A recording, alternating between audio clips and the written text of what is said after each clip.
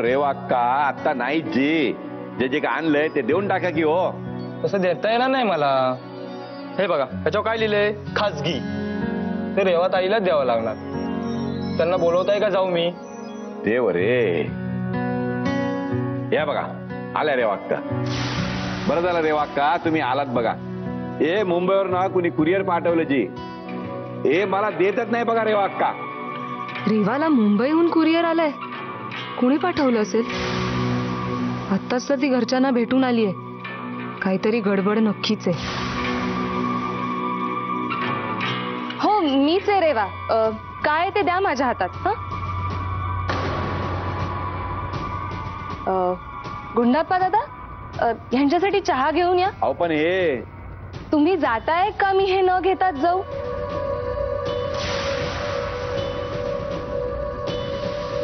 द्या.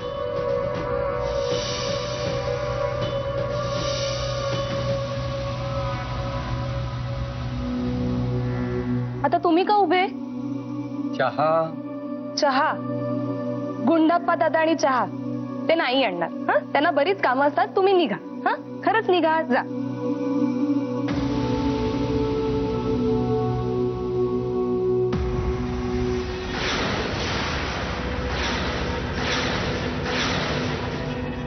दुसऱ्यांची पत्र फोडून वाचायची नसतात हे कोणी शिकवलं नाही वाटतं तुम्हाला की हो? तसं नाही हो साहेब. मी फक्त बघत होते कोणाचं आहे ते. रेवालाच देणार होते पण ती घरात दिसत नाहीये वाटतं. कुठे गेलीये ती? गावात गेल्यात संक्रांतीच्या कार्यक्रमाला. का हो? नाही म्हणजे घरात हळदी कुंकू आहे तरीही गेलीये ती? नाही नाही तुम्ही त्याची काळजी करू नका. त्या सगळी तयारी करून गेल्यात जी. आणि अवनी तसाही तुमचा आणि हळदी कुंकवाचा काय संबंध आहे की हो? अनयलाही घेऊन गेलीये वाटतं. ते ऑफिसला गेले. पण ऑफिस तर आज बंद आहे. अहो ते मालक आहे. घरात हळदी कुंकवाचा कार्यक्रम आहे ना म्हणून ते ऑफिसला गेले.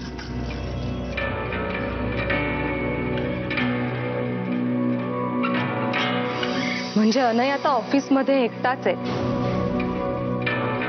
हीच संधी आहे अनयचा काटा काढायची. रेवाचं पहिलं हळदी कुंकू आज शेवटचं ठरणार आहे. तिच्या पहिल्या हळदी कुंकवाच्या वेळेसच अनय तिथे शेवटची घटका मोजत असणार. मला आता निघायला हवं.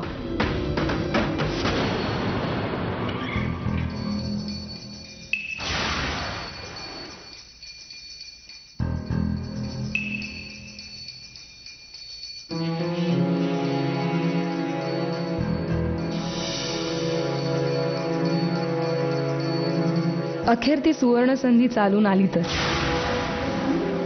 अनय राजे हीच वेळ तुम्हाला संपवायची.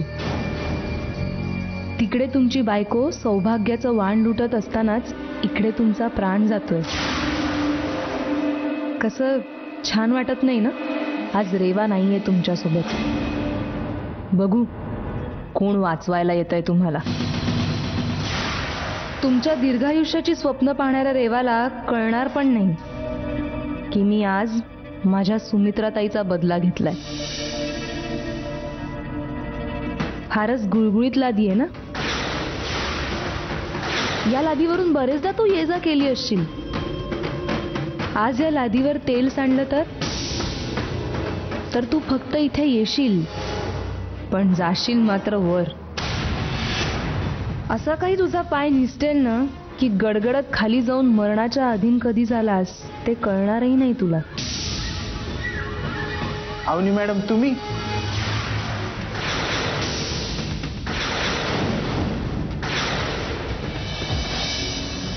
अष्टरची फुलं आणली ठेवा इथे. नारळ सुद्धा तयार आहे, तिळगुळ सुद्धा. बरं बाकी सगळी तयारी झाली आहे ना? कारण ओटी भरायची दोघींची. आयत्या वेळेला घाई नको व्हायला. हा अहो रेवा किती भांबावताय तुम्ही. होईल सगळं नीटची. हो साहेब हिची पहिलीच वेळ आहे ना म्हणून उत्सुकता सुद्धा आहे आणि गोंधळून पण गेलीये ती. पण काय हो तुम्ही एकटाच का सगळं करताय? रोमिला कुठे आहे जी? येतेय रोमिला येतेय. तिला जरा तयार व्हायला वेळ लागतो ना. तिला तरी ह्या सगळ्याचा अजिबातच अनुभव नाहीये. ती सुद्धा भांबवलीच आहे बिचारी. कशातही लक्ष न घालता भांबावणं बरं जमतं तुमच्या सुनबाईंना. अहो इथे बायका खोळंबल्यात म्हणावं. लवकर या. या बघा आल्याच. रॉमिला, या बायकांकडे जरा लक्ष दे. तोपर्यंत वाण तयार झालंय का नाही मी बघते. आलेच आहे.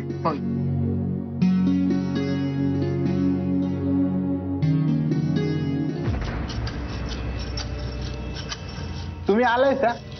आणि साहेबांनी तो कोणालाही डिस्टर्ब करायला देऊ नको असं सांगितले. हे तू सांगतोयस मला? काम असल्याशिवाय आले का मी इथे? हं? काम झाल्यावर जाणारच आहे मी. तर माझ्या तोंडाकडे काय बघत बसलाय? जा माझ्यासाठी चहा घेऊन ये. आणि हो, तू बनवलेला नको, हॉटेलमधून आणायचा. आलं घातलेलं. जा. अरे जा ना आता.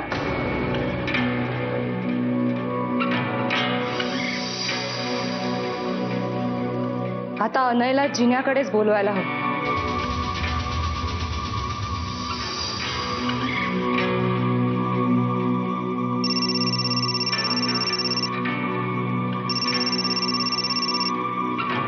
बोलवणी. अनय कुठे आहेस तू? म्हणजे ऑफिस मध्येच आहेस ना? प्लीज प्लीज माझं एक काम करशील? अगं काय झालं? काय काम आहे बोल.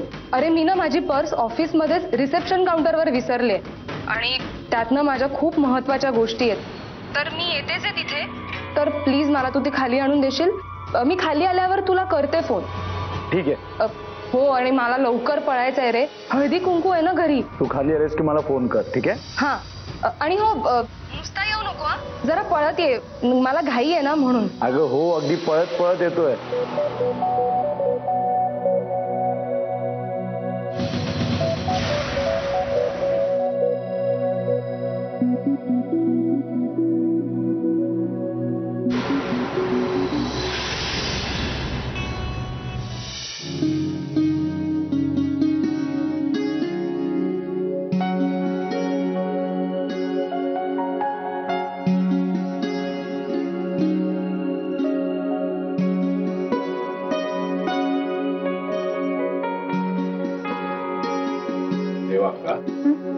तुमच्यासाठी कुरिअर आलायची. खूप महत्वाचं दिसतंय. पाहिलं का हो? दादा, तुम्ही बघता ना किती गोंधळ आहे घरात. मी नंतर बघेन.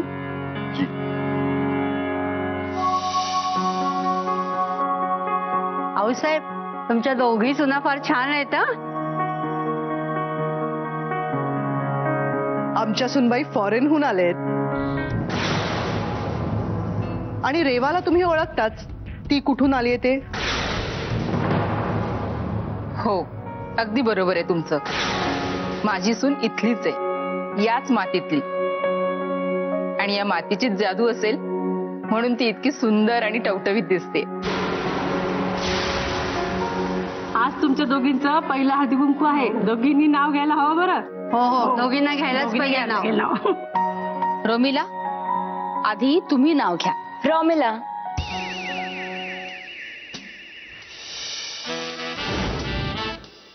अहो तुमचं नाही हो, तुमच्या नवऱ्याचं नाव घ्या. मेघदत्त.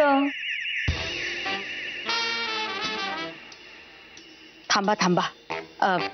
रेवा, तुम्हीच घ्या नाव. चला. गुळाच्या पाकात तीळ घेतले भिजवून, त्यात वेलची पूड टाकली कुटून, हलक्या हाताने लाडू घेतले वळून, अनयराजांचं नाव घेते सरनोबतांची सून.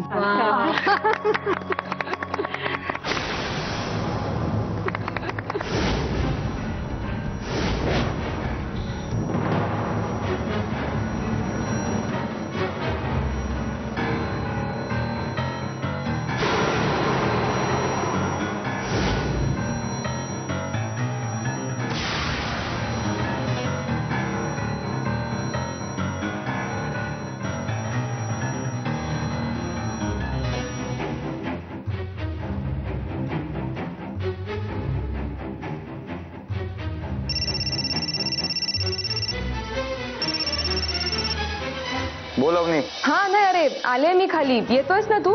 हा प्लीज पटकन या. नाही धावतच आहे, मला पळायचं आहे कारण. अगं हो हो, पळत पळत नाही, अगदी उडत येतोय. मग तर झालं. हा लवकर ये.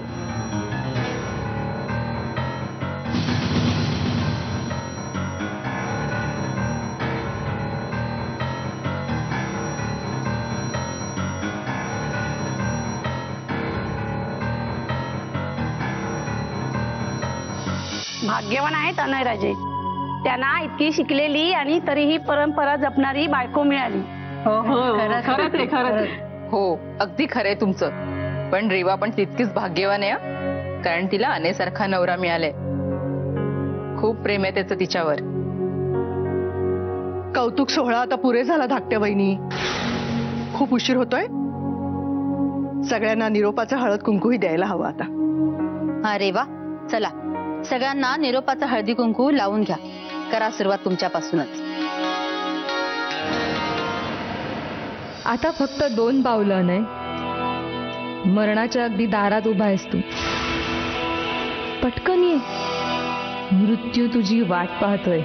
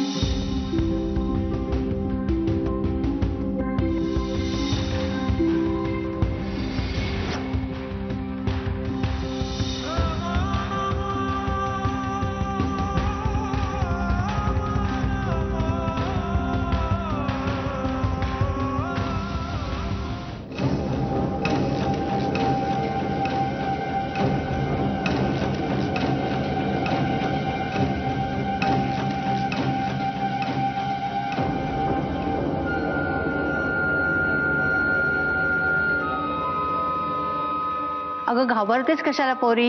हे बघ, तुझ्या सौभाग्याला काही होणार नाही. उलट असे वाईट विचार मनात आणूच नयेत. उलट या गोष्टीमुळे बघ तुझ्या ओटीत किती कुंकू साठले ते.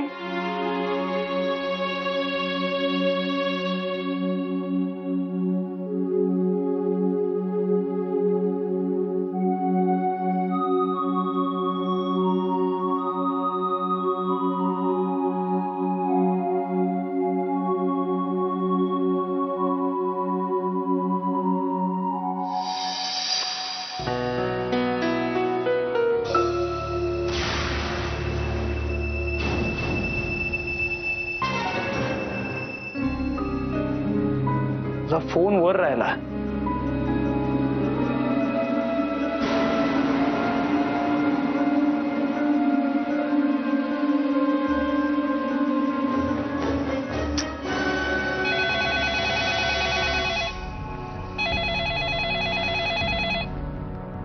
Hello, speaking.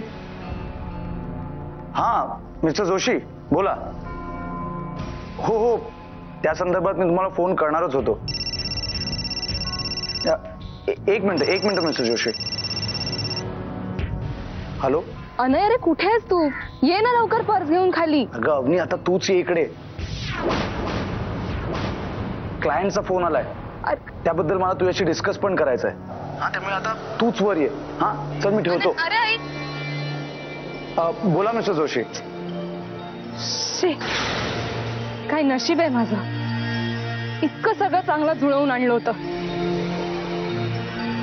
का ताई म्हणाली तसं रेवाच्या नशिबाशी ह्याचं पण नशीब जुळलंय.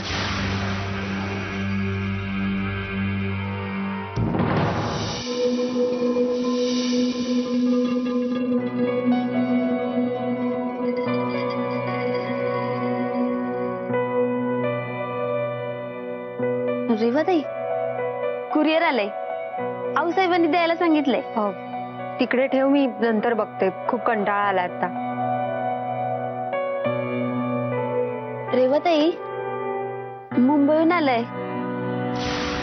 महत्वाचं आहे.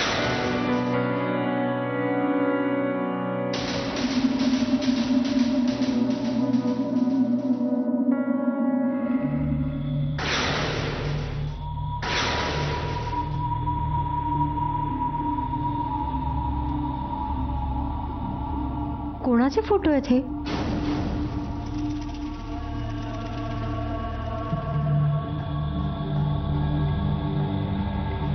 रेवा, मला माहिती आहे की तू बुचकाळ्यात पडली असशील की हे फोटो कुणाचे आहेत.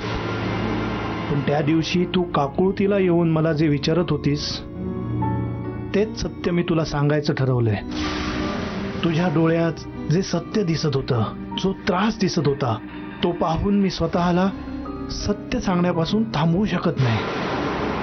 हे सगळे फोटो जे आता तुझ्या पुढ्यात आहेत ते माझ्या अवनीचे आहेत, जी 2 वर्षांपूर्वी हे जग सोडून गेली. तुला खरं वाटत नसेल तर या बरोबरचा फोटो बघ.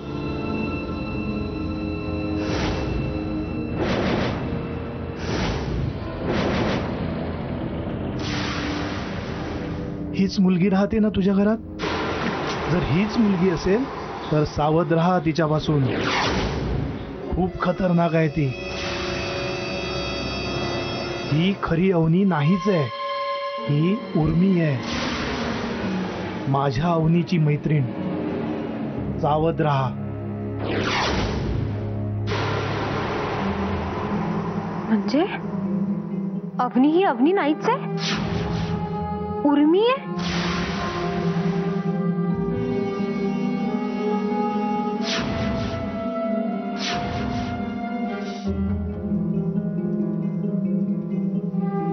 हे खरं असेल? ही अवनी खरी अवनी नसून उर्मी आहे? हो, पण ते माझ्याशी खोटं का बोलतील? त्यांचा काय फायदा आहे त्यात? त्यांनी पत्रातही हेच लिहिलंय की उर्मी अवनीची ओळख घेऊन का वावरतीये हे त्यांनाही माहित नाही. ती अवनीची मैत्रीण होती आणि नेहमी घरी यायची, आणि तेव्हाच स्वप्नील हिच्या प्रेमात पडला, आणि त्यानंतर हिचं खरं रूप माझ्या लक्षात आलं. आणि एक दिवस अवनीचा मृत्यू झाला.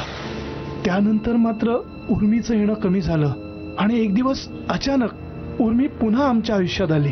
त्यानंतर मात्र तिने अवनीचं नाव घेऊन वावरायला सुरुवात केली. असं का केलं असेल तिने? हे सगळं करण्यामागे तिचा हेतू काय असेल? पण त्या दोघांच्या बोलण्यातून मला इतकंच कळलं की उर्मीचं राहिलेलं काम पूर्ण करण्यासाठी तिने हे सगळं केलंय, आणि त्यासाठी ती मुंबई सोडणार आहे. असं कोणतं काम करायला आली ही इथे? आणि आमच्या कुटुंबाशी काय संबंध आहे हिचा? घरातलं तर कोणीही तिला ओळखतही नाही. पण मग अनयच्या मागे का लागली असावी? खूपच कपटी दिसतीये ही उर्मी. क्षणाक्षणाला रंग सहज बदलू शकते, आणि नाटकं करण्यात तर अगदी पक्की पटाईत आहे. कधी काय करेल सांगताही येत नाही. खोट्या अवनीच्या विरोधात आता माझ्याकडे पुरावे आहेत. आता हिचं खरं रूप मी सगळ्यांसमोर आणू शकते. आता या अवनीला कबूल करावंच लागेल. तुझा खेळ मी आता कसा संपवते ना ते बघच.